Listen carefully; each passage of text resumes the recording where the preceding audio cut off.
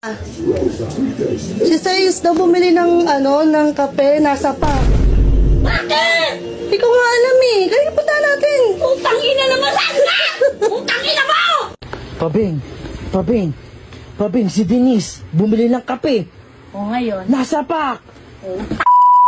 Ano nang aray? Anong nangyari? Bumili ng kape, nasa pak. Kailan tong taong to?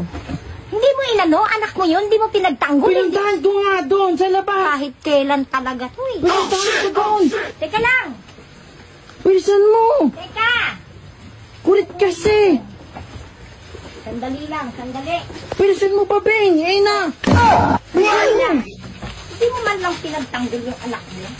Kanina pa nga sabi ko kasi, yung kape nasa pak eh. Alis yan!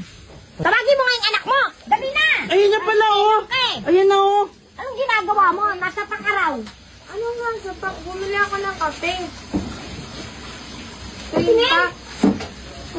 Ayan. Kailan talaga tong taong to? kape. Kahit kailan ka? Kalokohan. Ayun nga, bumili ng kape nga nasa pak. Ano sabihin mo? Nasa pak? O nasa pak nga yan. Kahit Twin kailan pack. panervyo sa tao. Kahit kailan ka. Galit na galit. Diba, bumili ka kape? Nasa pak. Oo. Kulit eh. Akala ko naman sinuntok. Pinabili mo sa lubos ng kape? Nasa pak. Nasa pak! Nasa pak. Nasa pak, Nino! Nakaliga. Nino! Nak, pos! Bakit? Ayun o, nasa pak yung kape. Parang gago naman to. O bakit? O. Nasa pak. Sino? Labasan. Ay, tarantado! Ba't hindi siya bumili ng kape sa labasan pa? May kape naman sa bahay.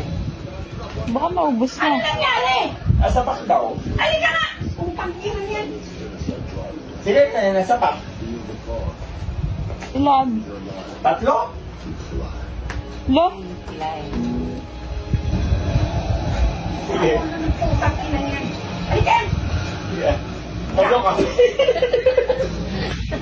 Tatlo kape lang sa pak. Ano? Bumili kape! Utangin mo! Ay, maniligo ako. Bumili siya tatlong kape lang sa pak. Ganun kasi nasagot. Si Kuya Banjo bumili ng kape, nasa pak. Sa tindahan, bumili ng kape, nasa pak. Gago ka!